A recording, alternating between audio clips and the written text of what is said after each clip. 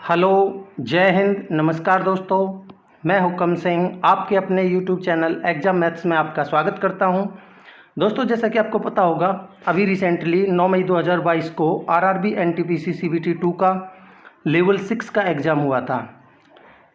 इस दिन के यानी 9 मई 2022 का जो फर्स्ट शिफ्ट में पेपर हुआ था उसको हम ऑलरेडी डिस्कस कर चुके हैं। अगर आपने अभी तक नहीं देखा है तो आप आई बटन पर क्लिक करके उसको देख सकते हैं। आज के इस लेक्चर में देखिए 9 मई 2022 को जो सेकंड शिफ्ट में पेपर हुआ था उसको डिस्कस करेंगे। दोस्तों, इन लेक्चर्स को देखने के बाद आपको एक आइडिया होगा कि एक्चुअल में हमें पेपर को कैसे सॉल्व करना था। ठीक है, मैं दावे के साथ कह सकता हूं कि ये लेक्चर्स आपके लिए बहुत ज़्यादा बेनिफिशियल रहेंगे अपकमिंग एग्जाम्स के लिए। तो आप रेगुलर अपडेट्स के लिए चैनल को सब्सक्राइब ज़रूर कीजिए, ज़्यादा से ज़्यादा अपने दोस्तों में शेयर कीजिए और लाइक ज़रूर कीजिए। तो चलिए शुरू करते हैं। पहला क्वेश्चन लेते हैं। क्या कह रहा है? एक डीलर किसी वस्तु को उस पर अंकित मूल्य पर 16% की छूट के बाद 403.20 रुपये में बेचता है। ठीक है, यदि वह कोई छूट नहीं देता तो उसे उस वस्तु के क्रय मूल्य पर 28% का लाभ होता। तो कह रहा है वस्तु का क्रय मूल्य ज्ञात कीजिए। तो देखिए, बहुत अच्छा क्वेश्चन है ये। कैसे करेंगे मैं बताता हूँ। कह रहा है कि 16% की छूट के बाद बेच रहा है, तो इसका मतलब वो 84% में बेच रहा है और बेच कितने में रहा है? 403.20 में। तो हम कह सकते हैं कि ये जो 403.20 है ना, ये 84% की ही वैल्यू है और आप 100% की वैल्यू निकाल दीजिए, यानी एमआरपी की वैल्यू निकल जाएगी। ठीक है, अब आप देखिए, इस पॉइंट को हटाने के लिए बटे में 100 कर देते हैं। ठीक है, 100 से तो 100 कट जाएगा, 12 से काटिए, 12 सत्ते 84, 12 तिया 36 बचे 4, 12 तिया 36, 12 छिंग 72 और 0। ठीक है, 7 से काटिए, 7 चौक 28, 7 चौक 28 और बचे कितने? 5, 7 56, 0, यानी कि 480 हमारी एमआरपी आ गई, यानी एमपी आ गई हमारी कितनी? 480। ठीक है, अब क्या कह रहा है कि वो अगर कोई छूट नहीं दे, अगर वो कोई छूट नहीं देगा तो इसका मतलब एमपी एसपी के बराबर हो जाएगा, यानी कि वो भाई जितने उस पर एमआरपी उतने में ही बेच देगा अगर कोई छूट नहीं देगा, तो यानी एसपी भी 480 हो जाएगी। ठीक है, बिल्कुल ठीक है। अगर वो कोई छूट नहीं दे रहा तो उसको 28% का लाभ हो रहा है। 28% का लाभ का मतलब क्या है? 28% का मतलब क्या होता है? 7/25। ठीक है, तो हम कह सकते हैं अगर वो उसकी सीपी 25 थी तो उसकी एसपी कितनी थी? 7 ज़्यादा, यानी कि 32। तो सीपी और एसपी का रेशियो आ गया 25:32। ठीक है, अब आप देखिए, इस 32 की वैल्यू ही ये 480 है। ठीक है, रेशियो के हिसाब से 32 और रियल में हम निकाल चुके हैं 480। ठीक है, तो इस 32 की वैल्यू ही 480 है। तो हमें निकालना क्या है? सीपी, तो यानी 25 की वैल्यू निकालनी है, तो निकाल दीजिए। 480 जो वैल्यू है वो 32 की है और हमें निकालनी है 25 की। ठीक है, 16 से काट लीजिए। देखिए, 16 से काटेंगे तो 16 दूनी 32, 16 ती 48, 0 और 2 से काटेंगे 15 बार, गुना करिए। 15 पन्ना 75 हासिल के साथ, 15 दूनी 30 और 7 37, तो 375 will be the correct answer. ठीक है, ऑप्शन सी हमारा आंसर होगा। आई होप आपको कॉन्सेप्ट अच्छा लगा होगा, क्वेश्चन आपको समझ आया होगा। ठीक है, अगला क्वेश्चन लेते हैं। क्या कह रहा है? 4750 की धनराशि को एक निश्चित वार्षिक साधारण ब्याज की दर पर 5/1/2 वर्ष के लिए निवेशित किया गया। ठीक है, परिपक्वता देय राशि 6840 रुपये थी। अब ये 6840 क्या है? ये अमाउंट है, यानी कि ये मिश्र धन है। ठीक है, तो भुगतान किए गए साधारण ब्याज की वार्षिक प्रतिशत दर बतानी है। तो आप मुझे बताइए, अगर अमाउंट, अगर मिश्र धन 6840 है, ठीक है, और प्रिंसिपल इसने दिया है खुद कितना? 4750। ठीक है, तो एसआई कितना आ जाएगा? इसमें से इसको घटा दीजिए। तो घटाइए, अगर इसको घटाते हैं तो देखिए 0 का तो 0 आ जाएगा और 14 में से 5 गए तो 9, ठीक है, 7 में 7 गए तो 0, 6 में से 4 गए तो 2, 2090 हमारा क्या आ गया SI। हमें रेट निकालनी है तो निकाल दीजिए। प्रिंसिपल कितना है जी 4750 इंटू में रेट हमें निकालनी है, टाइम कितना है 5 से 1/2 यानी कि 11/2 अपॉन में 100। ठीक है, और ये हम कितने के बराबर है 2090 यानी SI 2090 हम निकाल चुके हैं। ठीक है, इसको सॉल्व करिए। तो देखिए अगर हम इसको सॉल्व करते हैं तो 1 0 से 1 0, 5 से काटिए 5 दूनी 10, 5 से काटिए 5 नाम 45, 5 पंजे 25, 11 से इसको काटिए 11 कम 11, 11 नंबर 99 0, 19 से काट लीजिए, 19 से 10 बार कटेगा, 19 से 5 बार, 5 से कटेगा ये 2 बार, तो आएगा हमारा R बराबर 2 दूनी 4 दूनी 8, तो हमारा रेट आ जाएगा कितना 8%। ये आंसर है। ठीक है, ऑप्शन सी हमारा सही आंसर होगा। अगला क्वेश्चन लेते हैं। कह रहा पाइप ए किसी टंकी के 50% भाग को 4 घंटे में भर सकता है। अगर 50% भाग को 4 घंटे में भर रहा है तो पूरा 100% यानी पूरा कितने में भरेगा 8 घंटे में। ठीक है, 8 घंटे में। ठीक है, और बी की बात करें तो बी उसको 12 घंटे में भर सकता है।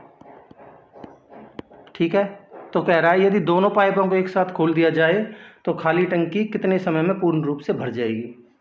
तो देखिए ये तो बिल्कुल बेसिक सवाल है।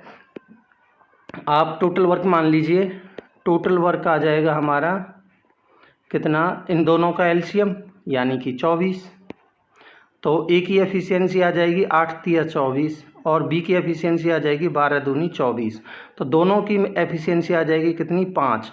अब दोनों से ही भरवाना है तो यानी 24 टोटल काम है, 5 की एफिशिएंसी से कितना टाइम लेगी, तो दोनों तरफ ऊपर नीचे 2 से गुना कर लीजिए तो 48/10 यानी कि, नहीं तो आप उसमें निकालना है तो पॉइंट में नहीं है, तो देखिए 5 चौक 20, 4 घंटे तो कंप्लीट हो जाएंगे और बचेगा कितना 4/5, इसको 60 से गुना कर दीजिए घंटे के लिए, 12 पंजे 60, 12 चौक 48 मिनट हो जाएगी। ठीक है, तो 4 घंटे 48 मिनट हमारा आंसर हो जाएगा, ऑप्शन डी। ठीक है, अगला क्वेश्चन देखते हैं। कह रहा है देखिए सिंप्लीफिकेशन का क्वेश्चन है, तो सबसे पहले आप इसको सॉल्व करिए, 12 तिया 36, तो ये आएगा फिर 4/36 और गुना में ये 9। ठीक है, तो ये 4 नाम 36, 9 बार, 9 से 9 कटेगा तो 1 आएगा और 18 में से 1 जाएगा तो बचेगा हमारा 17। ठीक है, फिर इस 34 में भाग देंगे 17 से, तो 34/17 आएगा, कितना आ जाएगा 2। ठीक है, और 2 में 2 की गुना करेंगे तो कितना आ जाएगा 4।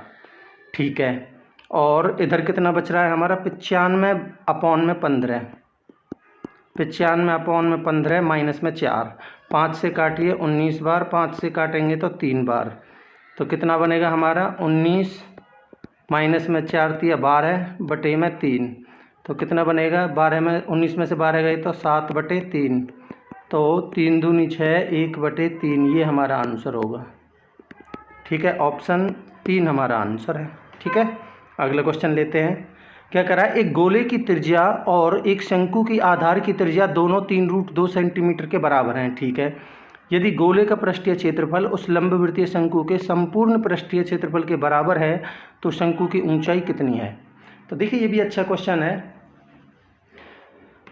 तो किस तरीके से करेंगे मैं बताता हूँ। देखिए एक तो बना लेते हैं हम गोला इधर, ठीक है, और एक बना लेते हैं शंकु, शंकु बोला है ना दूसरा, तो ये बना लेते हैं इधर शंकु। ठीक है, और कह रहा है दोनों की रेडियस है वो है कितनी 3√2 और इसकी भी रेडियस कितनी है 3√2। ठीक है, कह रहा है इन दोनों का पृष्ठीय क्षेत्रफल बराबर है, तो गोले का पृष्ठीय क्षेत्रफल कितना होता है 4πr², और इसका कितना होता है शंकु का संपूर्ण पृष्ठीय क्षेत्रफल बोला πr × r + l। ठीक है, इसको सॉल्व करिए। तो देखिए अगर हम इसको सॉल्व करते हैं तो पाई से तो पाई कट जाएगा, एक आर से आर कट जाएगा, तो इधर बचेगा 4r बराबर इधर बचेगा कितना r प्लस में l। तो हम कह सकते हैं l बराबर कितनी आ जाएगी 3r के बराबर, और r की वैल्यू कितनी गिवन है हमें 3√2, तो l की वैल्यू कितनी आ जाएगी 3 तिया 9√2। ठीक है, ये आ गई l की वैल्यू। अब क्या बोल रहा है, इसकी ऊंचाई बतानी है। तो देखिए l की वैल्यू तो आ गई ये 9√2 और ये गिवन है 3√2, तो आप हाइट नहीं निकाल सकते पाइथागोरस से, ठीक है निकाल सकते हैं। तो हाइट बराबर हो जाएगी कितनी 9√2 का होल स्क्वायर माइनस में 3√2 का होल स्क्वायर। ठीक है, तो बनेगा हमारा 9 में 81 दूनी 162 माइनस में 3 तिया 9 दूनी 18, तो कितना बनेगा अंडर रूट में आएगा, ये कितना बनेगा अंडर रूट में 144, तो यानी हाइट वैल्यू आ जाएगी हमारी 12। यही आंसर है, ऑप्शन बी हमारा आंसर होगा। आई होप आपको क्लियर होगा। अगला क्वेश्चन लेते हैं। देखिए आपको इसका तरीका पता होगा तो ये बहुत जल्दी से हो सकता है, बाकी मैं आपको करके बता देता हूँ रेशनलाइजेशन से। ठीक है, तो x की वैल्यू यहाँ गिवन है हमें 2 प्लस में √3 अपॉन में 2 माइनस √3। ठीक है, अगर इसका हम रेशनलाइजेशन कर देते हैं तो ऊपर जाके हो जाएगा 2 प्लस में √3 अपॉन में 2 प्लस में √3। ठीक है, तो बनेगा ऊपर 2 प्लस में √3 का होल स्क्वायर बन जाएगा। ठीक है, और नीचे तो 1 ही बनेगा। तो x की वैल्यू आ जाएगी यहाँ से 2 दूनी 4 प्लस में 3 प्लस में 2 दूनी 4√3। ठीक है, तो ये कितना बनेगा 7 प्लस में 4√3। ठीक है, ठीक है। अब आप इसकी वैल्यू पूछिए तो x की वैल्यू इसमें रख दीजिए। ठीक है, अगर x की वैल्यू इसमें रखते हैं तो हमारा बनेगा x का मान ये है, तो 7 प्लस में 4√3 माइनस में 7 और इसका होल स्क्वायर।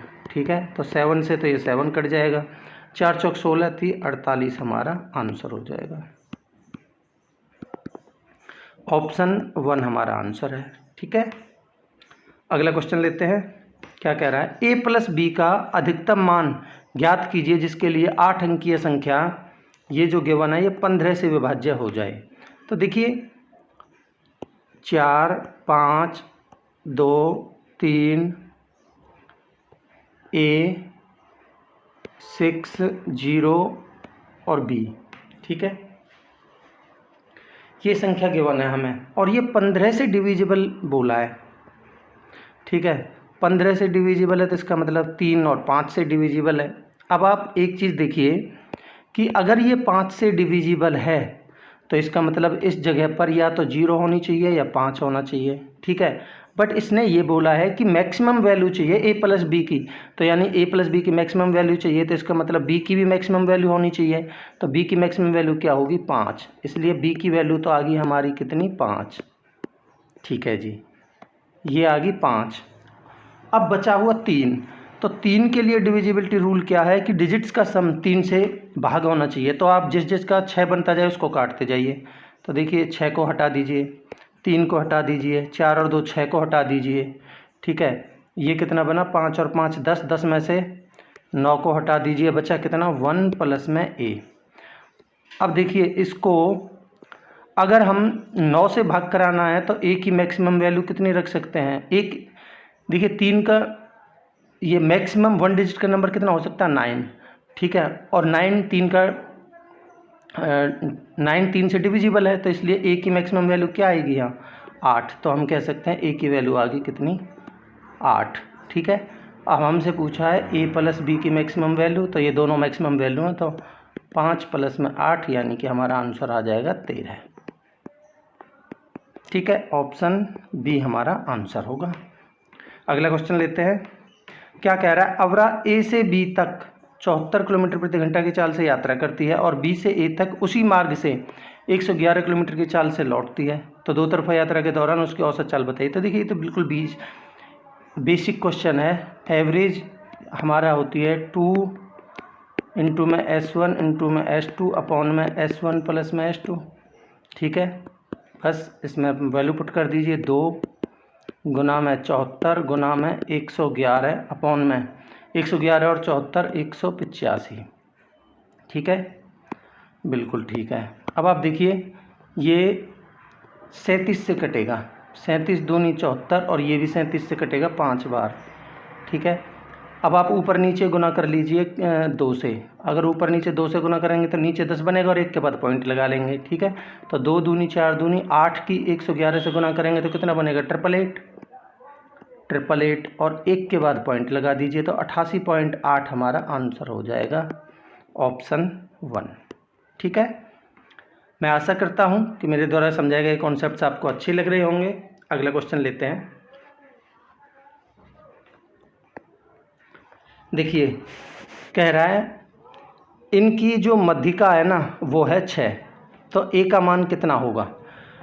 तो देखिए मध्यिका निकालने का तरीका क्या होता है, जो भी ये हमारा ये सीरीज है ना इसको सबसे पहले असेंडिंग या डिसेंडिंग ऑर्डर में लिख लीजिए, फिर उसका जो बीच वाली संख्या होती है वो ही हमारी मध्यिका होती है, या फिर अगर वो इवन नंबर आ जाता है तो बीच के 2 को जोड़ के 2 से भाग दे दीजिए। ठीक है, तो देखिए इसका मतलब क्या है, ए 1 तो 1 तो 1 ही रहने दीजिए। 1/2 का मतलब क्या होता है 0.5, 2/3 का मतलब क्या होता है 0.66। ठीक है, 1/4 का मतलब क्या होता है 0.25। परसेंटेज में आपने ये सारी चीज़ें पढ़ी होंगी। और 3/5 का मतलब क्या होता है 0.60। ठीक है, अब आप देखिए इनमें से सबसे बड़ी कौन सी है, सबसे छोटी कौन सी है। सबसे छोटी इसमें से आपको कौन सी नज़र आ रही है 0.25। 0.25 यानी कि पीछे से 1 छोड़ के यानी कि A/4, तो सबसे छोटी होगी हमारी A/4। A/4। ठीक है, उससे बड़ा क्या है 0.25 से बड़ी क्या है 0.5 यानी कि सेकंड वाली यानी कि A/2। ठीक है, और उससे बड़ा क्या है 0.5 से 0.6 यानी कि लास्ट वाली 3A/5। ठीक है, और उससे बड़ा क्या है 0.66 यानी कि तीसरे नंबर का शुरू से यानी कि 2A/3। और सबसे बड़ा क्या है 1 यानी कि शुरुआत वाला A। ठीक है, अब ये 5 नंबर्स हैं तो पीछे से आप 2 छोड़ दीजिए, 2 इधर से छोड़ दीजिए, 2 इधर से छोड़ दीजिए, बीच वाला 3A/5 यानी मीडियन आ जाएगा ये 3A/5 और ये गिवन है हमें 6 के बराबर। ठीक है, तो अब बस हो गया सवाल। ए की वैल्यू निकालनी है तो 2 3 दूनी 6 2 पंजे 10 यानी ए की वैल्यू आ जाएगी कितनी 10। ये हमारा आंसर होगा, ऑप्शन 4। ठीक है, अगला क्वेश्चन देखते हैं। क्या कह रहा है, दी गई संख्याओं में से कौन सी 1/2 से कम है। तो ये देखिए तो बिल्कुल बेसिक है। देखिए अगर आप इसको देखते हैं तो ये बनेगा ना 0.15 पन्ना 75 और 15×3 = 45 लगभग 0.53। ठीक है, इसको देखते हैं तो 110/21 21 पंजे 105 और 1 की दूनी 42। ठीक है, तो 1/2 होता क्या है 0.5 होता है। इससे कम कौन सा ये बोला है, तो ये भी इससे बड़ा है, ये भी इससे बड़ा है।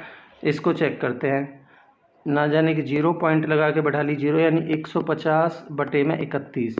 देखिए 155 होता तो ये 5 बार पूरा पूरा जाता, तो ये 5 से तो कम बार ही जाएगा, इसलिए यही हमारा आंसर होगा। ठीक है, अगला क्वेश्चन देखते हैं।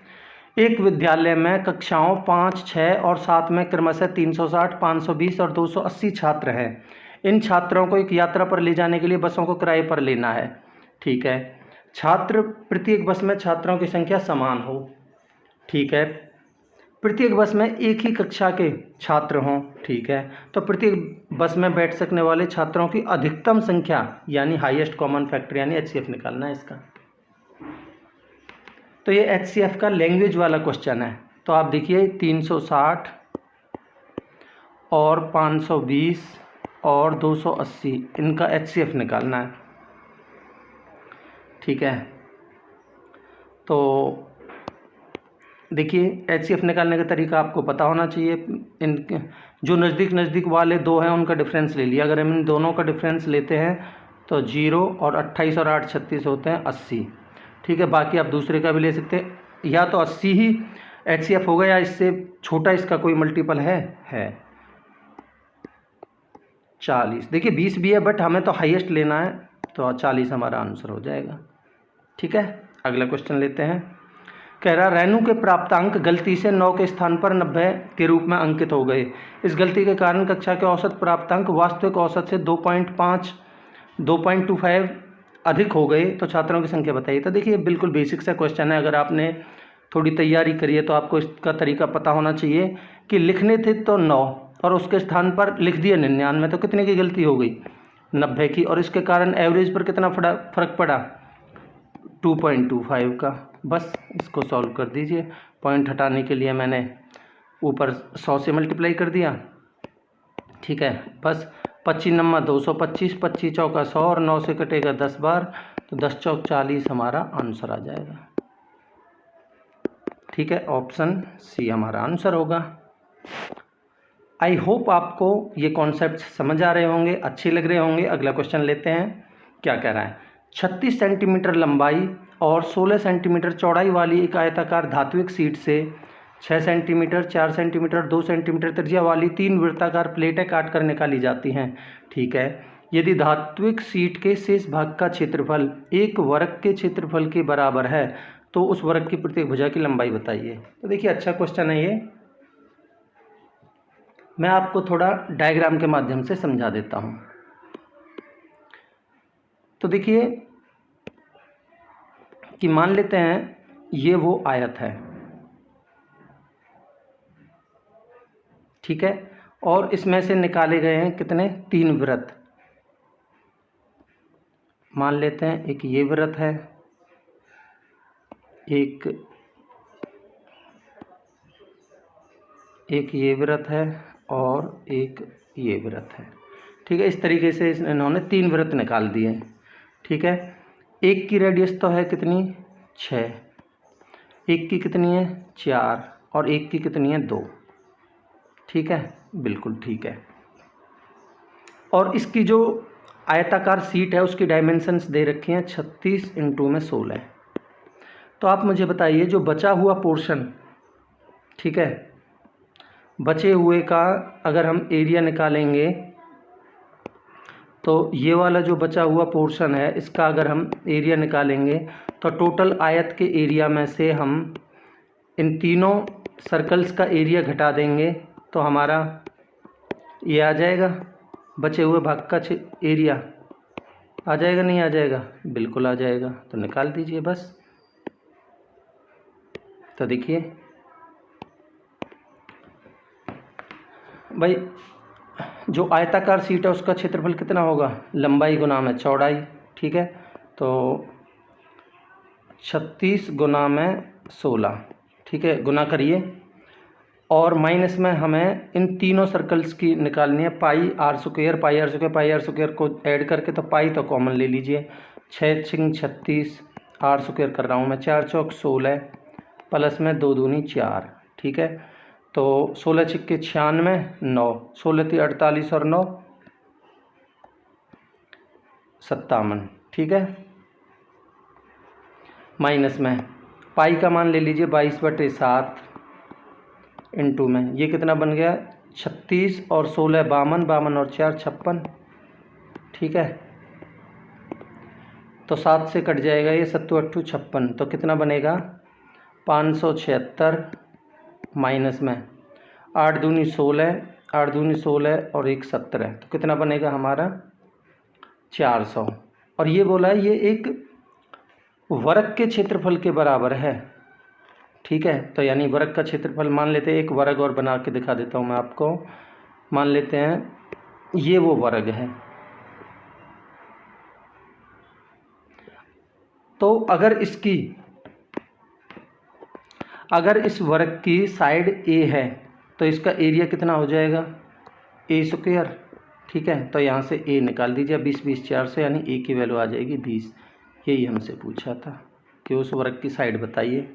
ठीक है, तो ऑप्शन डी हमारा आंसर होगा। जस्ट ए मिनट, क्या कह रहा है? तो देखिए ये भी सिंप्लीफिकेशन का क्वेश्चन है, इजी सा। इसकी वैल्यू कितनी आ जाएगी? 0.5, ठीक है, प्लस में इसकी कितनी आ जाएगी? 0.07 इंटू में 2 इंटू में 0.07, तो कितना आ जाएगा? 0.14 माइनस में इसकी कितनी आ जाएगी? 0.3 तो है ही, इंटू में इसका आ जाएगा 0.3, तो कितना बनेगा? 0.09। ठीक है जी, तो ये बनेगा हमारा, देखिए 0.50 और 0.14, ठीक है, इनको जोड़िए तो कितना बनेगा हमारा? 4, 6, 0.64, तो ये आ जाएगा, और इसमें से घटाइए 0.09, तो 14 में से 9 गए तो 5, और यहाँ बचे 5, और 0.55 हमारा आंसर हो जाएगा। ऑप्शन सी, ऑप्शन 3 हमारा आंसर होगा। अगला क्वेश्चन लेते हैं। क्या कह रहा है? ए किसी वस्तु को 12,300 में खरीदता है, ठीक है, वह 200 रुपये भाड़े पर व्यय करता है, तो यानी ए को वो वस्तु पड़ी कितने की? 12,300 में खरीदी और 200 भाड़े में दे दिए, तो 12,500 उसने खर्च करें भाई उस वस्तु के लिए, तो यानी ये उसके लिए सीपी है। ठीक है, वह इस वस्तु को 10% के लाभ पर बी को बेचता है। 10% के लाभ पर, यानी वो 10 की वस्तु को 11 में बेचता है, किसको? बी को। ठीक है, ठीक है, तो देखिए 10 की वैल्यू ये है, तो 1 की वैल्यू 1 0 से 1 0 कट जाएगी ये, तो 11 की वैल्यू आप निकाल दीजिए, तो गुना करिए 11 का 0 0, 11 पन्ना 55, 5, 11 दूनी 22 और 5 27, 2, 11 कम 11 और 2 13, 13,750 की वो वस्तु बी के लिए पड़ी। ठीक है, वह इस वस्तु को 6% के लाभ पर सी को बेच देता है। ठीक है, तो यहाँ सी को बेच रहा है वो कितने के लाभ पर? 6% के लाभ पर।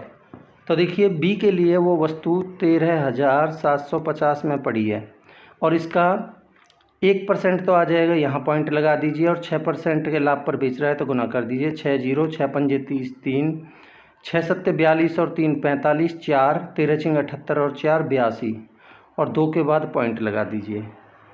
ठीक है, दोबारा गुना कर लीजिए, 6 0, 6 पंजे 30, 3, 6 7 42, 3 45, 4 और 13 चिंग 78 और 4 82। ठीक है, और 2 के बाद पॉइंट है, 2 के बाद पॉइंट लगा दिया, तो यानी कि वो 825 ज़्यादा में बेच रहा है। तो हम कह सकते हैं सी के लिए वो वस्तु पड़ी कितने की? 13,750 तो है ही है, और ये 825 के फ़ायदे पर इसने बेची है, तो 825 और इसमें ऐड कर दीजिए, तो कितने की पड़ी? सी को 5, 5 और 2 7, 8 7 15, ठीक है, और 13 और 1 14, 14,575 की वो वस्तु किसको पड़ी? सी को। ठीक है जी, यहाँ तक बिल्कुल ठीक है। आगे क्या कह रहा है देखिए, कह रहा है सी उस वस्तु पर अपने क्रय मूल्य से 2915 रुपये अधिक अंकित करता है, यानी इतने रुपये को तो उसके लिए सीपी था, इसके लिए इतने में पड़ी है भाई सी को, पर उसने अंकित कर दिया कितने ज़्यादा? 2915 ज़्यादा। ठीक है, तो सी ने इसका एमआरपी कितना डाल दिया, तो इसमें 2915 ज़्यादा कर दीजिए, 5 और 5 10, 7 और 1 8 और 1 9, इनको जोड़ रहा हूँ मैं। ठीक है, देखिए 5 और 5 10, 7 और 1 8 और 1 9, और 9 और 5 14 का 4 हासिल 1, और 9 और 5 14, और 14 और 2 16 और 1 17, 17,490 की वो वस्तु इसको पड़ी है, यानी उसने एमआरपी फिक्स किया है इस पर। ठीक है, सी ने, ये है उसका MRP। ठीक है जी। अब क्या कह रहा है, और किसी ग्राहक को वो 10% की छूट देता है। ठीक है, छूट पर बेचता है। सी द्वारा अर्जित लाभ बताइए। अगर वो इस पर 10% की छूट देगा, तो देखिए बहुत अच्छा क्वेश्चन है ये, थोड़ा घुमा रखा है।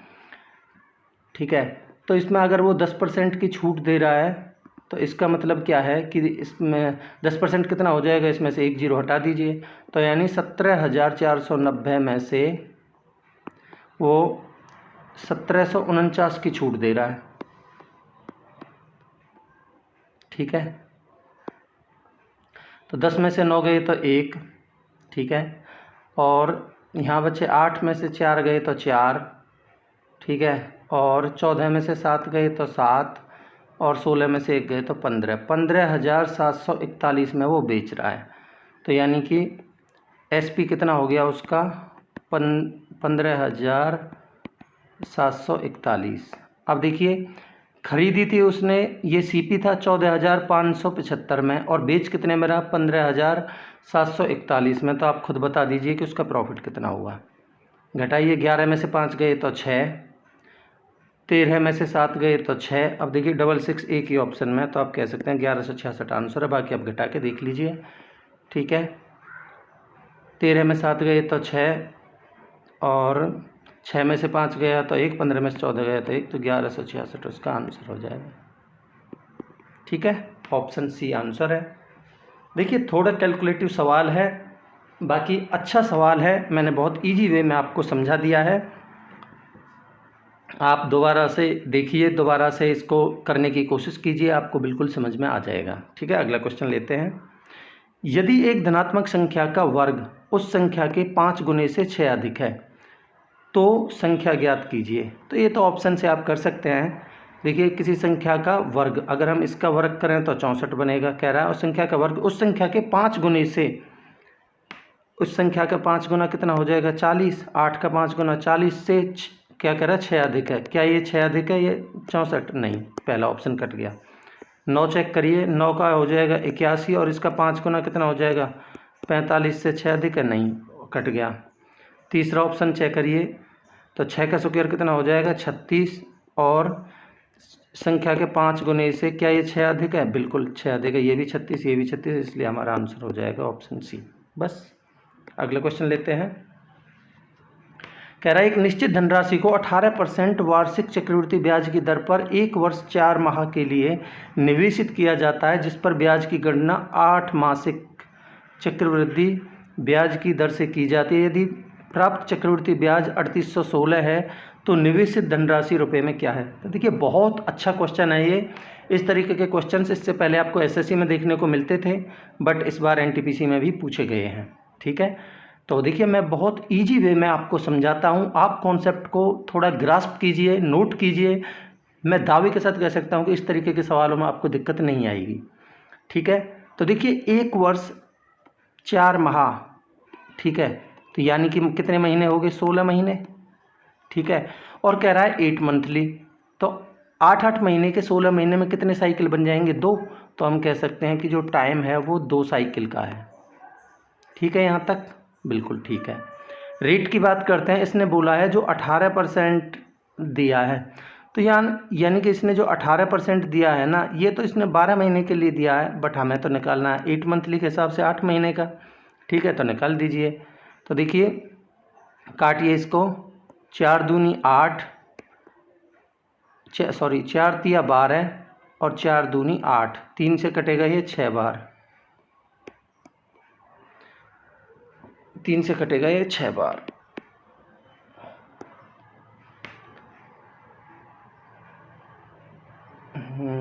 एक मिनट, 18% थी 12 महीने के लिए, और हमें निकालनी है कितने की, 8 महीने की।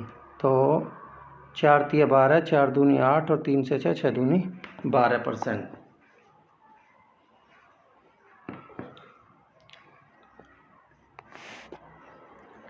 ठीक है, एक मिनट, तो देखिए ये आ गया 18% है 12 महीने के लिए, तो 8 महीने के लिए निकालना है, उसने खुद ने बोला 8 मंथली। ठीक है, तो हमारा कितना आ जाएगा, 6 दूनी 12% आ जाएगा हमारा रेट। ठीक है,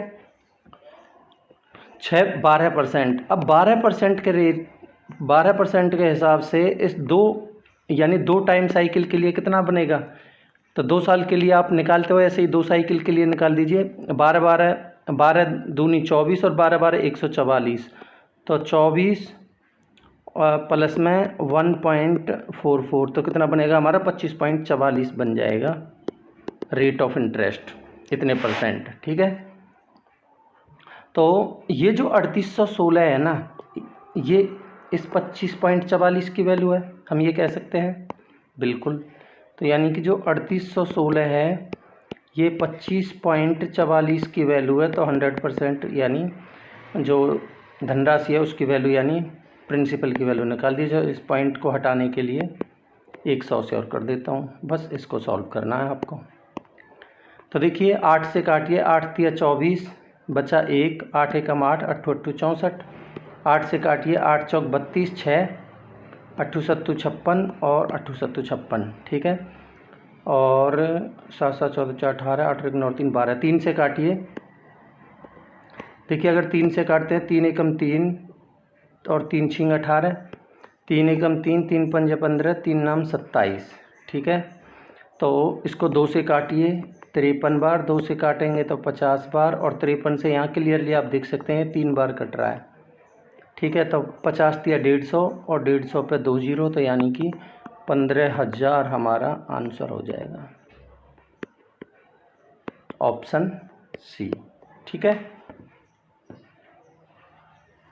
अगला क्वेश्चन लेते हैं। क्या कह रहा है, जब ब्याज की गणना 8 मासिक चक्रवृद्धि आधार पर की जाती है तो 7800 की धनराशि x% वार्षिक दर से 2 वर्ष में इतने रुपए हो जाती है। यदि ब्याज की गणना अर्धवार्षिक चक्रवृद्धि आधार पर की जाती है तो समान धनराशि पर x प्लस 5% वार्षिक दर से 1 वर्ष का चक्रवृद्धि ब्याज कितना होगा। तो देखिए ये भी बहुत अच्छा क्वेश्चन है। ये 2 क्वेश्चन CI के बहुत अच्छे क्वेश्चन हैं इसमें। तो देखिए मैं बताता हूँ किस तरीके से आपको करना है। देखिए 7800 की राशि कितनी हो जा रही है, 10,381.80। तो हम कह सकते हैं कि प्रिंसिपल और अमाउंट का रेशियो, प्रिंसिपल कितने से कितना हो गया 7800 से कितना हो गया 10,381.80। इस पॉइंट के नीचे जो 100 आएगा मैं इधर रख रहा हूँ उनको। ठीक है, अब इसको आप काटिए। तो देखिए 1 जीरो से तो 1 जीरो। ठीक है, उसके बाद देखिए 13 से काटिए इसको, 13 छिंग 78, 6000। 13 से इसको काटिए, 13 सत्ते 91, बचे कितने 9 और 3 12, यानी 128। 13 नम्मा 117, कितना बचा 8 और 3 11, उतार लिया 1 का।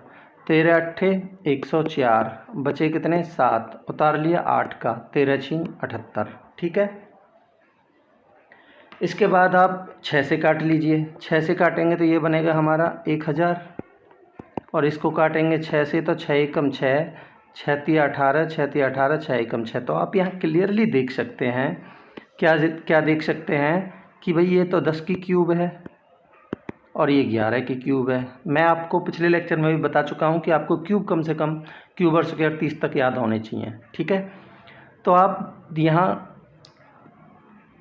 तो हम ये कहानी आपकी 3 साल की कहानी होगी, 3 साल की है ये, क्योंकि पावर 3 है। ठीक है, तो हम कह सकते हैं कि कोई धनराशि 1 साल में, ये 3 साल की कहानी है तो 1 साल में 10 से 11 हो गया, तो यानी 10 से 11 होगा। 1 का ब्याज मिला 10 के ऊपर, तो हम कह सकते हैं जो हमारा रेट ऑफ इंटरेस्ट आया यहाँ से 10% आया। इतना तो बेसिक आपको पता ही होगा। ठीक है, रेट 10% कैसे आ गया। ठीक है जी, अब देखिए 2x% यानी रेट हम निकाल चुके हैं, 2 वर्ष में इतना हो जाता। अब कह रहा है यदि ब्याज की गणना अर्धवार्षिक तौर पर की जाए, तो देखिए ये जो क्या कह रहा है, ये 8 मासिक के तौर पर जो हमने ये 10% निकाल लिया ना। एक चीज़ यहाँ नोट करने वाली है, एक चीज़ आप ध्यान देना कि भाई ये जो 10% है ना, ये तो 12 महीने के लिए है, हमें तो केवल 8 महीने के लिए बोला है इसने। तो 4 दूनी 8 और 4 जो ये 10% आई है हमारी, हमें 12, 4 दूनी 8, 4 तिया 12, एक मिनट देखिए यहाँ 8 मंथली की बात कर रहा है ना, तो जो हमने एक ध्यान देने वाली बात यहाँ ये थी कि देखिए मैं दोबारा बताता हूँ, ध्यान देने वाली बात क्या है कि जो ये 10% हमारा रेट आया है ना, ये तो 8 मंथली का आया है। हम पहले पर एनम का निकाल लेते हैं अगली जो सेकंड कंडीशन है उसको सॉल्व करने के लिए, ठीक है। तो 4 दूनी 8, 4 तिया 12 और 2 पंजे 10, अब आ गया ये 15% पर एनम, ठीक है, बिल्कुल ठीक है, ये पर एनम है, ठीक है। अब देखिए क्या कह रहा है, यदि ब्याज की गणना अर्धवार्षिक तौर पर की जाए तो समान धनराशि x + 5% की दर से, यानी कि x + 5% की दर से, यानी कि x की वैल्यू कितनी निकाली है हमने, जो पहले x की दर से था ना, तो रेट हमारा 15% आया था, तो यानी कि कितना हो जाएगा 20% x + 5, ठीक है। तो 20% की दर से अर्धवार्षिक चक्रवृद्धि ब्याज, अर्धवार्षिक है और कितना कह रहा है, 1 वर्ष में, 1 वर्ष की बात कर रहा है, तो हम कह सकते हैं कि 1 वर्ष में कितने साइकिल हो गए, 1 वर्ष में टाइम, 1 साल में टाइम तो हो गया हमारे 6 महीने के 2 साइकिल, और रेट हो गई कितनी, आधी, रेट हो गया हमारा 10%। अब आपको पता होना चाहिए क्या कि जो CI का रेट ऑफ इंटरेस्ट आता है 10% से 2 टाइम साइकिल के लिए, वो आएगा 21%, ठीक है। बस सवाल हो गया आपका। पूछा क्या है हमसे, 1 साल का ब्याज बताइए समान धनराशि पर, ठीक, इसका मतलब CI निकाल दीजिए। तो 7800 पर आप 21% निकाल दीजिए, तो 2 जीरो से 2 जीरो, 21 अट्ठे 168 हासिल के 16, और 21 सत्ते 147 और 16 163, यानी कि 1638 हमारा आंसर हो जाएगा, ऑप्शन 3, ठीक है। देखिए बहुत अच्छा क्वेश्चन है ये, और बहुत इजी वे में मैंने आपको समझाया है। मैं आशा करता हूँ कि कॉन्सेप्ट आपको अच्छा लगा होगा, समझ आया होगा। अगला क्वेश्चन लेते हैं, क्या कह रहा है, कह रहा है कि PQRS O केंद्र वाले एक वृत्त में स्थित एक चक्रीय चतुर्भुज है, ठीक है। पहले बना लेते हैं, देखिए मान लेते हैं ये एक सर्कल है और इसके अंदर एक चक्रीय चतुर्भुज बना लेते हैं। देखिए PQRS मान लेते हैं, ये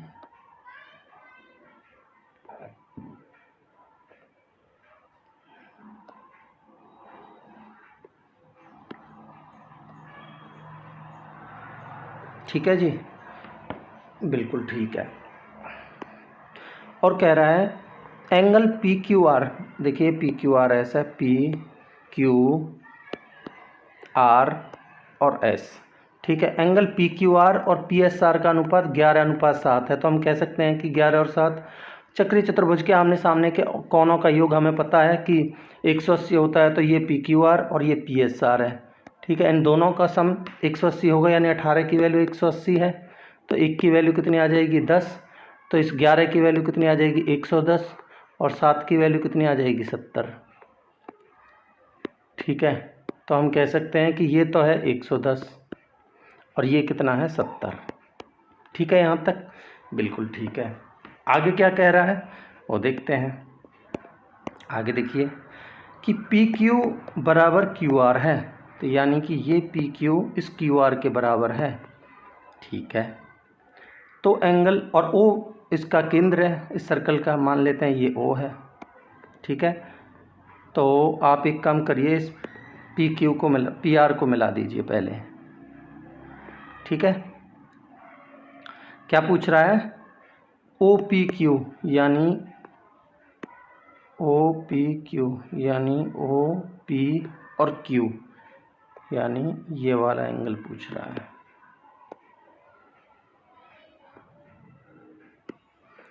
ओ पी क्यू यानी ये वाला एंगल पूछ रहा है पूरा। ठीक है, तो कैसे निकाल पाएंगे मैं बताता हूँ। देखिए ये दोनों हमें इसने बराबर दिए हैं, ये और ये। ठीक है, तो दोनों बराबर हैं और ये एंगल कितना है 110 का, तो ये बाकी के एंगल का सम कितना बचा 70।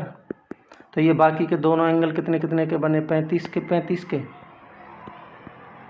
ठीक है जी, ठीक है यहाँ तक।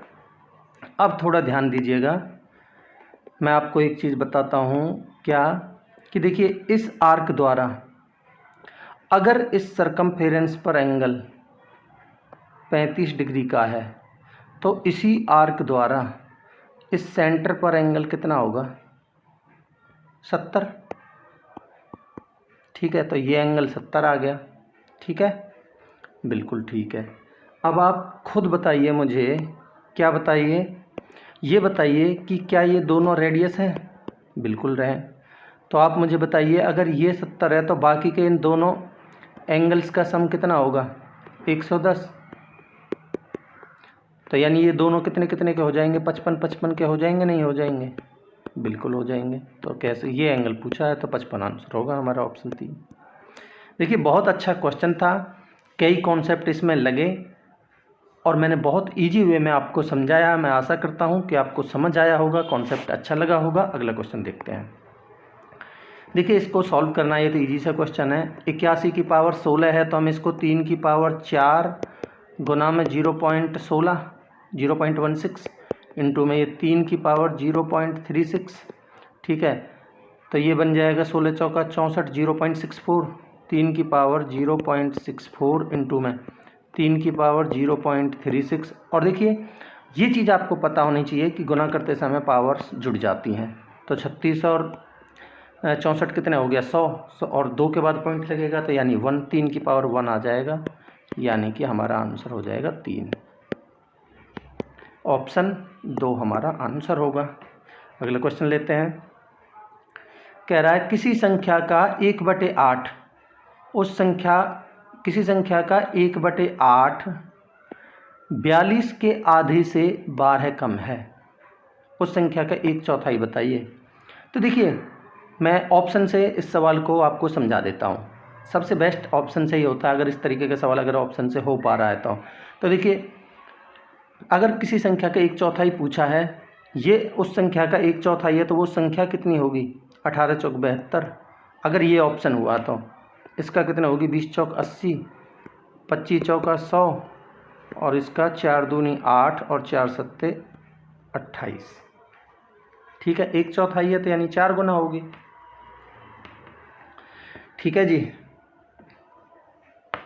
ठीक है। अब क्या कह रहा है, किसी संख्या का ये क्या आ गई हमारी, ये संख्याएं आ गई, यानी कि ये वो नंबर्स हैं। जो भी आंसर होगा इन ऑप्शंस में से यानी कि ये नंबर आ गए।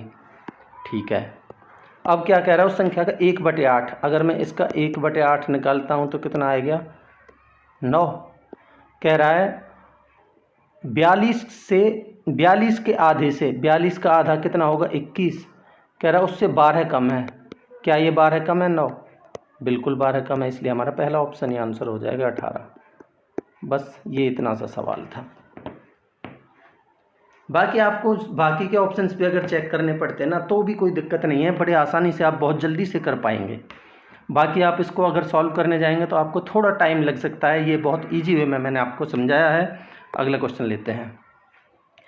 कह रहा है एक व्यक्ति शांत जल में 11 किलोमीटर प्रति घंटा की चाल से नाव चला सकता है, तो यानी कि ये जो बोट की स्पीड दे रखी है शांत जल में, तो स्पीड ऑफ बोट ठीक है कितनी दे रखी है जी 11 किलोमीटर पर आवर। ठीक है, और धारा की चाल 5/6 मीटर पर सेकंड है, तो ये किलोमीटर पर आवर में है, ये मीटर पर सेकंड में है, थोड़ा ध्यान दीजिएगा। तो 5/6 को हम किलोमीटर पर आवर में ही बदल लेते हैं 18/5 से गुना करके, तो 6 3 18 और 5 से 5 कट जाएगा। तो हम कह सकते हैं जो स्ट्रीम की स्पीड है वो कितनी आ गई, ये स्ट्रीम है। ठीक है, स्ट्रीम की जो चाल है वो आ गई हमारी कितनी, 3 किलोमीटर पर आवर। ठीक है जी। क्या कह रहा है, धारा की विपरीत दिशा में, विपरीत दिशा में यानी कि अपस्ट्रीम में, तो कितना आ जाएगा इन दोनों का डिफरेंस, यानी 11 माइनस 3 कितना आएगा, 8 किलोमीटर पर आवर। ठीक है। विपरीत दिशा में 36 किलोमीटर की दूरी को तय करने में कितना समय लगेगा। तो देखिए समय पूछा है, समय बराबर होता है हमारा डिस्टेंस अपॉन में स्पीड। डिस्टेंस कितनी है, 36 किलोमीटर की पूछ रहा है। ठीक है, ये 36 किलोमीटर की डिस्टेंस को इस 8 की स्पीड से बता दीजिए कितना टाइम लगेगा। तो देखिए 8 चौक 32 यानी 4 घंटा तो कंप्लीट लग जाएंगे।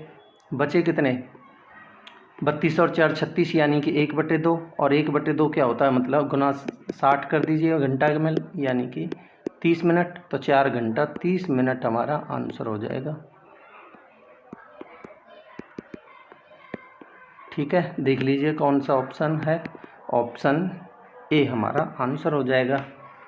ठीक है, अगला क्वेश्चन लेते हैं। क्या कह रहा है, के का वह अधिकतम मान ज्ञात कीजिए जिसे 6 अंकों वाली संख्या इतने में के स्थान पर रखने से यह 6 से विभाज्य हो जाए। तो देखिए क्या है, मैं लिख के बता देता हूँ आपको, 2 4 3 1 2 और के। ठीक है, तो ये अगर 6 से विभाज्य है तो इसका मतलब 2 से और 3 से है। ठीक है, तो अगर कोई संख्या 3 से विभाज्य है तो उसके डिजिट्स का सम क्या होना चाहिए, डिजिट्स का सम कितना होना चाहिए, 3। ठीक है, तो देखिए अगर हम इनको चेक करते हैं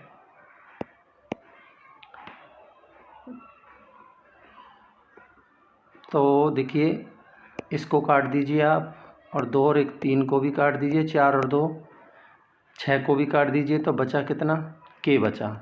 तो के 6 का मल्टीपल होना चाहिए, यानी ये 2 से भी भाग जाना चाहिए, 3 से भी भाग जाना चाहिए। ठीक है, और ये मैक्सिमम वैल्यू होनी चाहिए। तो आप देखिए 8 भी 3 से भाग नहीं जाता, 4 भी नहीं जाता, 0 हम ले नहीं सकते क्योंकि ये मैक्सिमम पूछी है वैल्यू, तो एक ही ऑप्शन बचा, ऑप्शन डी हमारा आंसर होगा बस। ठीक है, अगला क्वेश्चन लेते हैं। क्या कह रहा है, जब 11 15 20 और 30 में से प्रत्येक में से अगर के जो कि ग्रेटर देन 0 है को घटाया जाता है तो इस क्रम में संख्याएं समानुपात में हो जाती हैं। तो 2k प्लस में 2 एंड 3k स्क्वायर के बीच मध्यानुपाती मीन प्रोपोर्शन बताइए। तो देखिए इस तरीके के सवाल इससे पहले एसएससी में देखने को मिल रहे थे। लेवल इस बार एनटीपीसी का वाकई में अच्छा था। ठीक है, तो मैं आपको बताता हूँ कैसे करना है आपको इजी वे में। बाकी आप इसको अगर सॉल्व करने लगे तो क्वाड्रेटिक इक्वेशन लगेगी और आपके 3-4 मिनट ये क्वेश्चन ही खा जाएगा। कैसे करना है मैं बताता हूँ। देखिए आप इनको वो संख्या मान लेते हैं, प्रत्येक में से घटा रहा है वो संख्या x मान लेते हैं, प्रत्येक में से घटा रहा है तो 15 माइनस में x बराबर प्रोपोर्शन में हो रहे हैं तो 20 माइनस में x अपॉन में 30 माइनस में x। तो आपको सबसे पहला तरीका तो यही आना चाहिए कि ये प्रोपोर्शन में ऐसे लिखा जाता है। तो देखिए अगर आप इसको सॉल्व करने गए क्रॉस करके तो क्वाड्रेटिक इक्वेशन बनेगी और आप फंस जाएंगे। ठीक है, तो आप करिए क्या, सबसे पहले आप इनको वैल्यू पुट करते जाइए और उनमें देखिए कौन सी वैल्यू से ये सेटिस्फाई होते हैं। तो देखिए अगर मैं थोड़ा जल्दी जल्दी आपको चेक करके बताता हूँ, अगर मैं 1 रखता हूँ यहाँ तो इधर आएगा 10 और इधर रखता हूँ तो 19 आएगा, जो कि 10 और 19 में कोई भी आपको वो कटापटी देखने को नहीं मिलेगी, इसलिए 1 तो होगा नहीं। 2 रख के देखते हैं, 11 में से 2 गए तो 9 बचेगा और 2 रखेंगे तो इधर बचेगा 18, जो कट के आ सकता है, चेक करके देख लेते हैं। इधर ऊपर बचेगा 9 और नीचे बचेगा 15 में से 2 गए तो 13 और इसमें 30 में से 2 गए तो इधर 28 बच रहा है, जो कि इधर 9/13 बन रहा है और इधर 18/28 बन रहा है, 9/14, यानी कि 2 पे भी सेटिस्फाई नहीं हो रहा। ठीक है, हम के की वैल्यू 3 पुट करके देखते हैं,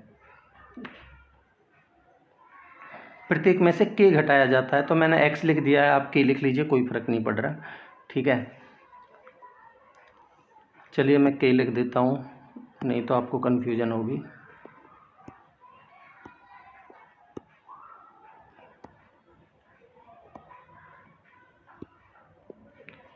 ठीक है, के लिख देता हूँ। के और के। अब देखिए के की जगह पर अगर मैं 3 रखता हूँ तो इधर बचेगा 11 में से 3 गया तो 8 और 15 में से 3 गया तो 12 और 4 दूनी 8 4 तिया 12 2/3 और इधर अगर मैं 3 रखता हूँ तो 20 में से 2 गए तो 17 जो कि 2 कहीं नहीं आएगा तो इसलिए 3 भी नहीं होगा। के की वैल्यू 4 रखेंगे तो देखिए 11 में से 4 गए तो 7 15 में से 4 गए तो 11 और इधर रखेंगे तो 20 में से 4 गए तो 16 आएगा जो कि 16 और 7 में कोई मेल नहीं है।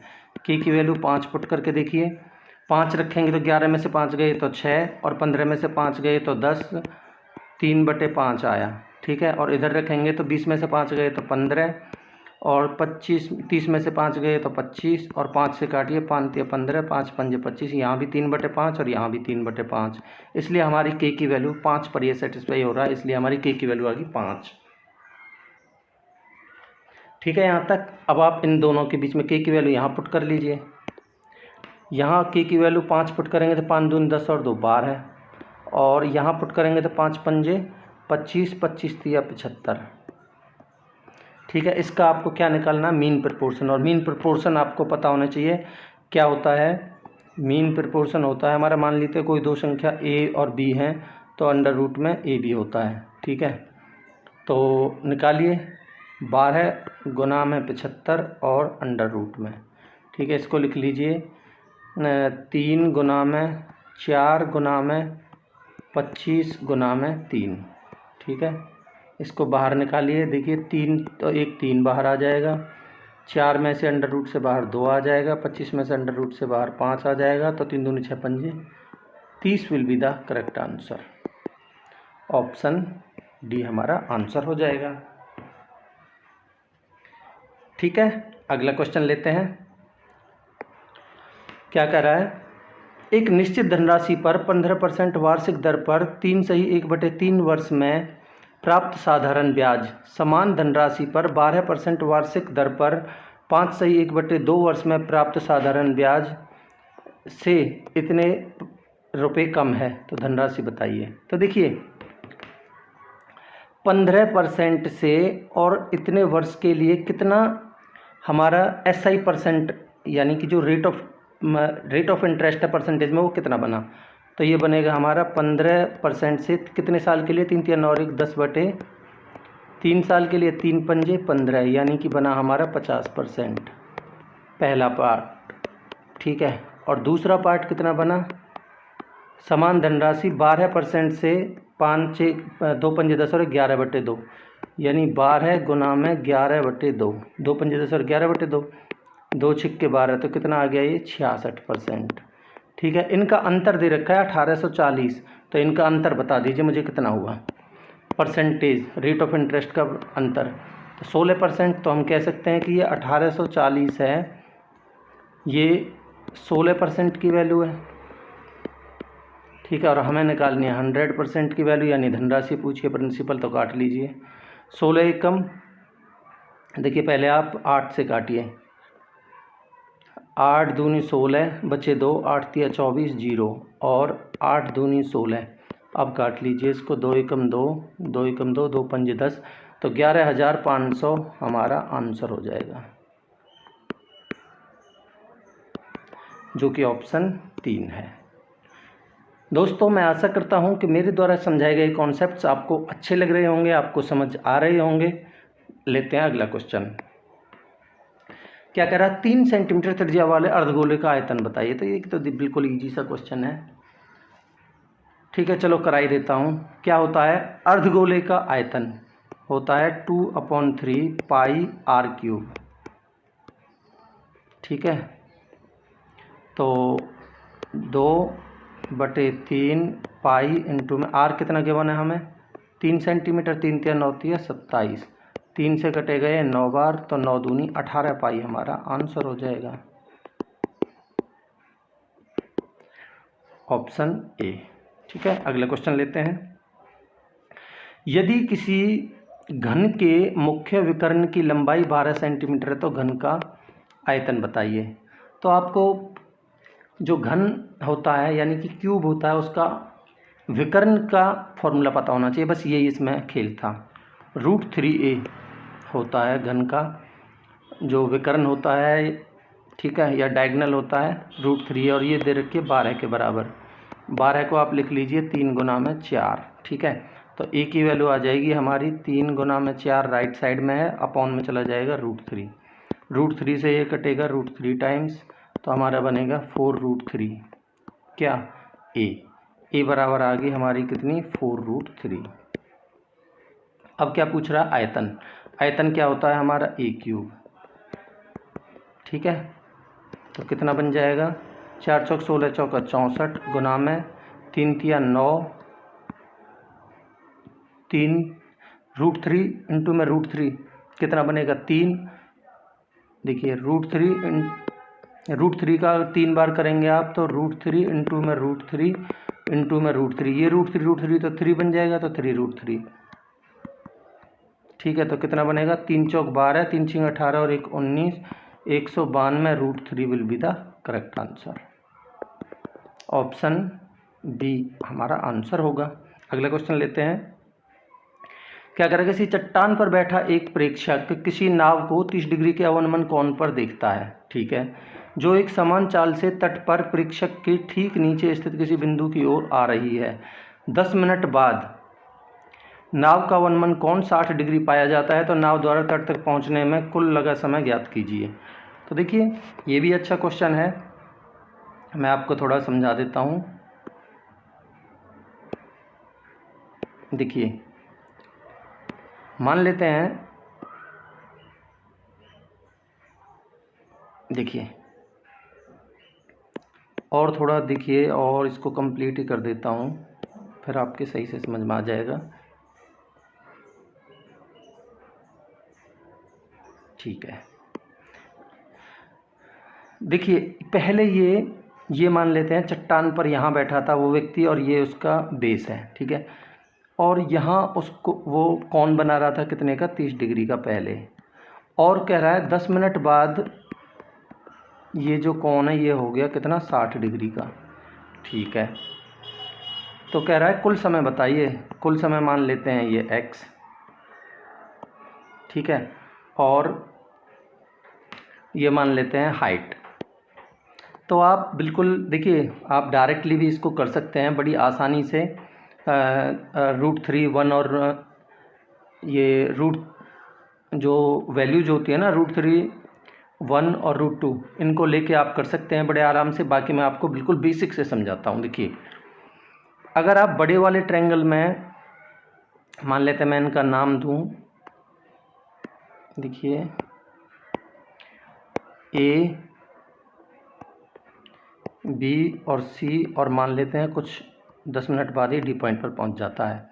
तो अगर हम A B C में देखें तो tan 30 की वैल्यू होती है कितनी 1/√3, ठीक है, और tan थीटा की वैल्यू होती है h अपॉन में टोटल हमने मानी है x, ठीक है। यहाँ से h की वैल्यू कितनी आ जाएगी x अपॉन में √3, ठीक है जी। अब आप छोटे वाले त्रिभुज में लगा दीजिए, त्रिभुज ABD में।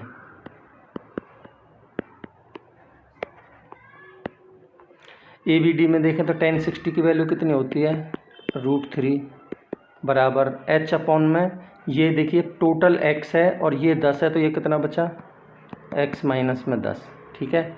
तो √3 बराबर h अपॉन में x माइनस 10, तो यहाँ से h की वैल्यू कितनी आ गई x माइनस 10 इंटू में √3, ठीक है।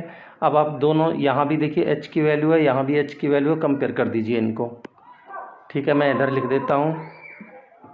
तो x अपॉन में √3 बराबर tan x माइनस 10 इंटू में √3, ठीक है। तो देखिए क्रॉस करिए तो कितना बनेगा x बराबर, ये बनेगा 3, तो 3x माइनस में 30, ठीक है। तो इधर बनेगा 2x बराबर 30, तो x की वैल्यू कितनी आ जाएगी 15। यही हमसे पूछा था कि टोटल समय कितना लगेगा, तो 15 मिनट लगेगा। ऑप्शन डी हमारा आंसर हो जाएगा। अगला क्वेश्चन लेते हैं। क्या कह रहा है कि एक त्रिभुज के आधार की संगत ऊंचाई से 6 सेंटीमीटर, एक त्रिभुज के आधार की लंबाई उसकी संगत ऊंचाई से 6 सेंटीमीटर अधिक है। ठीक है जी। यदि त्रिभुज का क्षेत्रफल इतना है तो त्रिभुज के आधार की लंबाई बताइए। तो देखिए इजी सा ही क्वेश्चन है। वैसे तो मैं आपको थोड़ा फिगर बना के समझा देता हूँ। देखिए मान ले, चलो एक राइट एंगल ट्रायंगल ही ले लेते हैं, बाकी ट्रायंगल आप कोई सी भी ले सकते हैं, आपको हाइट लेनी है उसमें बस। ठीक है। तो देखिए क्या क्या कह रहा है, उसकी लंबाई है, आधार की लंबाई वो संगत ऊंचाई से 6 सेंटीमीटर अधिक है। अगर ये x है तो ये x + 6 है, और इसका एरिया कितना दे रखा है 108। तो एरिया होता कितना है हमारा राइट एंगल ट्रायंगल का 1/2 आधार इंटू में लंब यानी कि x बराबर दे रखा है हमें 108 के। तो ये कितना बनेगा x² + 6x बराबर 216। ठीक है। तो x² + 6x माइनस में 216 बराबर 0। ठीक है। अब आपको इस क्वाड्रेटिक इक्वेशन को सॉल्व करना है कि गुना करें तो आना चाहिए माइनस का 216 और प्लस करें जोड़ करें तो आना चाहिए कितना प्लस का 6। ठीक है। तो त्रिभुज के आधार की लंबाई बताइए। तो देखिए आप करिए क्या, अगर आप 18 गुना में 12 करते हैं तो 12 × 8 = 96, 9 12 × 12 और 9 21 हो गया बस। तो देखिए हमें प्लस का लाना है तो ये वाला बड़ा वाला प्लस का रहेगा, ये माइनस का रहेगा। ठीक है। तो हमारी x की वैल्यू आ जाएगी कितनी 12। तो क्या पूछ रहा है हमसे आधार की लंबाई बताइए। तो 12 + में 6 18 हमारा आंसर हो जाएगा, ऑप्शन डी। ठीक है। अगला क्वेश्चन लेते हैं। क्या कह रहा है, 30 मीटर ऊंची एक मीनार के शीर्ष से एक व्यक्ति भूतल पर खेल रहे किसी बच्चे को 30 डिग्री के अवनमन कोण पर देख रहा है। ठीक है। तो देखिए मैं थोड़ा बना देता हूँ। क्या कह रहा है, 30 मीटर ऊंची एक मीनार, मान लेते हैं मीनार की ऊंचाई है 30 मीटर और यहाँ इसके शीर्ष से यहाँ मान लेते हैं वो बच्चा खेल रहा है, उसको देख रहा है। मीनार के पाद बिंदु और बच्चे के बीच की जो दूरी ज्ञात कीजिए। बस ये बतानी है यहाँ से यहाँ तक की x, और एंगल कितने का बना रहा है 30 डिग्री का। ठीक है। तो ये तो बड़ा आसान है। देखिए ये 30 का है तो ये 60 का, 60 के सामने √3 और 30 के सामने 1। ठीक है। तो अगर 1 की वैल्यू 30 है तो √3 की वैल्यू कितनी होगी 30√3। ये हमारा आंसर है, ऑप्शन बी। ठीक है। अगला क्वेश्चन लेते हैं। क्या कह रहा है, दो संख्याओं का योगफल 72 है और उन संख्याओं का अनुपात 3:5 है, तो दोनों संख्याओं के बीच धनात्मक अंतर ज्ञात कीजिए। तो ये तो ईजी सा क्वेश्चन है। 5 और 3 8 की वैल्यू दे रखी है हमें 72। ठीक है। 1 की वैल्यू कितनी हो जाएगी 9, तो संख्याएं कितनी हो जाएगी 9 × 3 = 27, 27 और 9 × 5 = 45। कह रहा है इनका अंतर बता दीजिए। 15 में 7 गए तो 8 और 3 में से 1 गया तो 3 2 गए से 1 यानी कि 18 हमारा आंसर हो जाएगा, ऑप्शन ए। अगला क्वेश्चन लेते हैं। क्या कह रहा है, 25 संख्याओं का औसत 48.2 है। ठीक है। 25 संख्याओं का औसत 48.2 है। पहली 10 संख्याओं का औसत 47 है। ठीक है। और अंतिम 12 संख्याओं का औसत 49 है। तो क्या कह रहा है 58, 69 और शेष संख्याओं का औसत 58, 69 और बाकी की संख्याएं कितनी बची 3। कैसे 12 और 10 22, तो ये होगी टोटल 25 थी तो 3 संख्याएं बच गई। ठीक है। तो देखिए पिछले सेट में भी, पिछले जो फर्स्ट सेट का पेपर था उसमें भी इस तरीके का क्वेश्चन था। ठीक है। तो कैसे करेंगे मैं आपको बताता हूँ। देखिए टोटल 25 नंबर्स की एवरेज है वो 48.2 है और 10 नंबर्स की एवरेज कितनी है 47। ये इससे कितनी कम है 48 से 48.2 से 47 कितनी कम है, यानी 1.2 कम है। और कितने पर कम है 10 पर। तो कितने कम है टोटल 12 कम है। ठीक है। और जो 49 है वो 48.2 से कितना ज़्यादा है, 49 है, 48.2 से 0.8 ज़्यादा है, कितने पर ज़्यादा है, ये 12 पर ज़्यादा है। तो 12 8 96, यानी कि ये 9.6 ज़्यादा है। ठीक है, वेरिएशन कितने का आ गया, 12 में से 9 गए तो 3, यानी माइनस के 2.4। तो यानी जो भी 3 नंबर्स बचे बाकी के, उसमें प्लस 2.4 का वेरिएशन आएगा। तो बाकी के जो 3 नंबर्स बचे सबकी एवरेज कितनी थी, 48.2। ठीक है, सम कितना हो जाएगा, 3 से गुना कर दीजिए। 3 नंबर्स बच रहे हैं ना, 3 से गुना कर दीजिए। 3 दूनी 6, 3 अट्ठे 24, 2 3 चौक 12 और 2 14। ठीक है, और इसमें प्लस का 2.4 ऐड हो जाएगा। ठीक है, तो 2.4 इसमें ऐड कर दीजिए, कितना बनेगा, 6 और 4 10, 4 2 6 और 1 7, और 147 पॉइंट के बाद 0 है, तो यानी कि आ गया 147। तो एवरेज निकालनी है, तो 147, तो 3 नंबर्स और 2 नंबर्स, ये 58 और 69। तो जोड़िए इनको, 9 और 8 17 और 7 24, 2 6 और 5 11, 9 और 8 17 और 7 24, 2 5 4 9 और 6 15 और 2 17 7, हासिल 1 और 1 2, यानी कि 274 आ गया। और एवरेज निकालनी है तो आप 5 से भाग दे दीजिए। 5 संख्या बन गई ना, 3 ये और 2 ये, तो 5 से भाग दे दीजिए। देखिए 5 पंजे 25, बचे 2, 5 चौक 20 और 5 अट्ठे 40, तो 54.8 हमारा आंसर हो जाएगा, जो कि ऑप्शन बी में है। ठीक है, ये मैंने सम से बताया है, सम निकाल के, और पिछले लेक्चर में मैंने एवरेज निकाल के बताया था। आप दोनों कॉन्सेप्ट अपना नोट करिए, जो आपको अच्छा लगता है उसको आप अप्लाई कीजिए। अगला क्वेश्चन लेते हैं। क्या कह रहा है, ए और बी किसी कार्य को 18,750 में करने का ठेका लेते हैं। ए इस कार्य को 20 दिन में पूर्ण कर सकता है, बी इस कार्य को 30 दिन में पूर्ण कर सकता है, और सी की सहायता से वे इस कार्य को 8 दिन में पूर्ण कर सकते हैं। तो सी के लिए कार्य के अनुपात में कितना भुगतान किया जाना चाहिए। तो ठीक है, ये तो अच्छा क्वेश्चन है। देखिए ए कितने दिन में कर रहा है, 20 दिन में, और बी 30, और सी 8 दिन। सी की सहायता से, यानी कि तीनों मिलके, ए प्लस बी प्लस में सी, यानी कि 8 दिन में।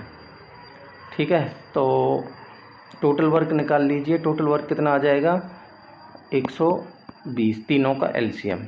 ठीक है, अब इनकी एफिशिएंसी कितनी आ जाएगी, ए की एफिशिएंसी आ जाएगी 20 छक्के 120, बी की एफिशिएंसी आ जाएगी 30 चौका 120, और तीनों की एफिशिएंसी आ जाएगी 15 अट्ठे 120 15। तो तीनों की अगर 15 है और इन दोनों की 10 है, तो सी की एफिशिएंसी कितनी आ जाएगी, 5। ठीक है, अब देखिए पैसा कितना है, इसी रेशो में पैसा बांट दीजिए जिस रेशो में इनकी एफिशिएंसी है, क्योंकि कोई छोड़ के नहीं जा रहा, कोई कुछ घटा बढ़ी नहीं हो रही। तो 18,750 जो वैल्यू है वो 6 और 4 10 और 5 15 की वैल्यू है, और हमसे पूछिए इस 5 की, तो 5 की वैल्यू निकाल दीजिए। 5 तिया 15, 3 से काटिए, 3 छिंग 18, 3 दूनी 6, 3 पंजे 15, 0 6250 हमारा आंसर हो जाएगा, ऑप्शन सी, ये 50 है। ठीक है, अगला क्वेश्चन देखिए। कह रहा है किरण की शादी 20 वर्ष पूर्व हुई थी। ठीक है, आज किरण की आयु उसकी शादी के समय उसकी आयु की 11/7 गुना है। अब से 10 वर्ष बाद उसकी आयु कितनी होगी। तो ये तो इजी सा क्वेश्चन है, मैं डायरेक्टली देखूं तो देखिए 65 आंसर है इसका। बस कैसे मैंने लगाया मैं आपको बताता हूँ। मान लेते हैं प्रेजेंट में उसकी कुछ एज है। ठीक है, कह रहा 20 वर्ष पूर्व उसकी शादी हुई थी।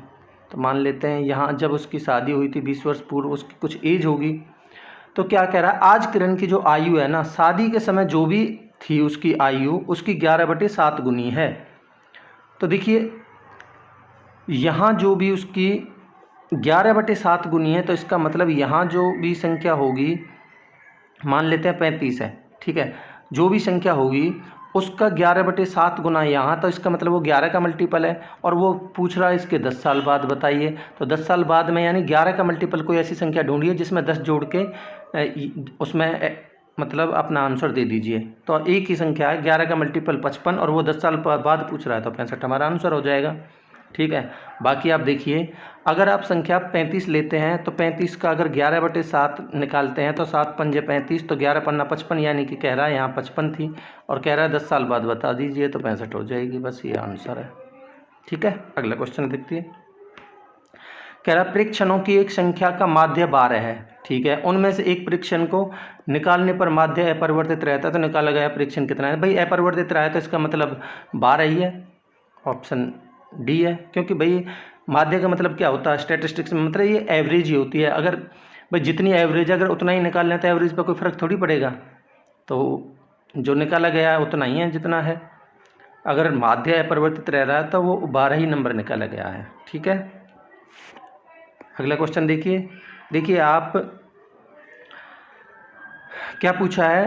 कह रहा है दी गई तालिका 6 वर्षों में 2001 से 2006 के दौरान एक प्रशिक्षण केंद्र द्वारा प्रशिक्षित किए गए उम्मीदवारों की संख्या को दर्शाती है।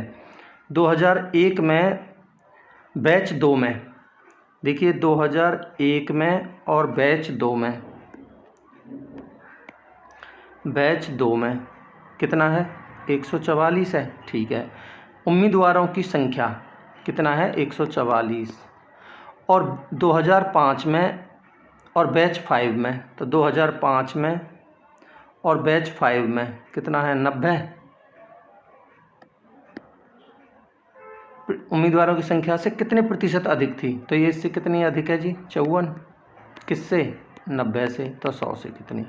तो 1 0 से, तो 1 0 काट लीजिए, 9 छीन 54, 10 छीन 60% हमारा आंसर आ जाएगा। ठीक है, तो इस तरीके से दोस्तों ये सारे क्वेश्चंस कंप्लीट होते हैं। मैं आशा करता हूँ कि आपको ये कॉन्सेप्ट्स अच्छे लगे होंगे। अगर आपको मेरे द्वारा समझाए गए कॉन्सेप्ट्स अच्छे लग रहे हैं, कुछ बेनिफिट आपको हो रहा है, तो आप सबसे पहले तो सबसे ज़्यादा अपने दोस्तों में शेयर कीजिए, चैनल को सब्सक्राइब ज़रूर कीजिए। इससे मुझे मोटिवेशन मिलेगा और मैं रेगुलरिटी के साथ आपके लिए इसी तरीके के वीडियोज़ आपके लिए लाता रहूँगा, उसकी अपडेट्स आपको मिलती रहेगी। Thanks for watching. मिलते हैं अगले लेक्चर में, तब तक के लिए अपना ख्याल रखिए। Thank you so much. Have a great day.